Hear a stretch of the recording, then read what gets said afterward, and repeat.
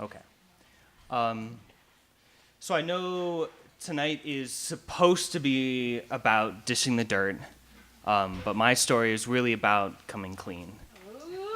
And it's kind of a hard story for me to tell, so you're going to have to bear with me. Yeah, okay. So when I was 7 years old,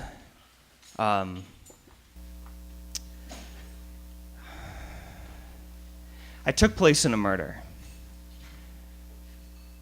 Yeah. So his name was Russell. He was one of my brother's best friends growing up. It was one of those friendships where if you really wanted to find Tristan, my older brother, you would actually just look for Russell. They would be together.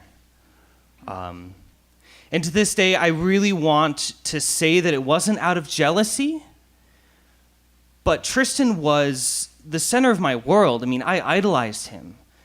And it seemed that all he had time for was Russell, you know. And all Russell had time for was these little sticks that were coated in peanut butter and dipped in bird seed. Oh yeah, Russell is a blue parakeet. I probably should have led with that. So one of the strange things about being 7 is the piece of your brain that helps you mentally model things isn't quite developed fully, and so to understand your world, you really have to touch it, play with it. On this kind of nice spring day, it must have been a weekend because I was bored. And Russell's cage, which had been in the den for as long as I could remember, was suddenly the most interesting thing in the entire house. And I wanted to know how it worked. It had a lot of doodads, a lot of knobs, and so I had to touch and turn them all. And some of them held the bottom of the cage on. Okay, you turn 1, nothing. You turn 2, nothing. You turn 3, I was stunned, and Russell was free. Now, another curious thing about that whole mental modeling thing when you're 7, I had heard that Russell's wings were clipped, but I didn't actually know what that meant until I watched him try and fly and fail spectacularly. So there I was, staring at Russell, when Russell was, well, kind of rustling, and I knew that he was going to die. Okay. So let's talk about some of the people that live in this house. They're in the MacInnises, Kelly, Tristan, Henna, and myself. And there are the Mullises, Rachel, Julia, Jocelyn, and Ashley. And there are their 5 cats. Gus, Boo Boo, Missy, Rascal, and Tiger. And it was Tiger who coincidentally kind of looked like a tiger that found Russell and I in the den. And quick as a flash, Russell was in Tiger's mouth, and Tiger was about to turn and run, and I did the only thing that 7-year-old me could think of doing, which was, Dad!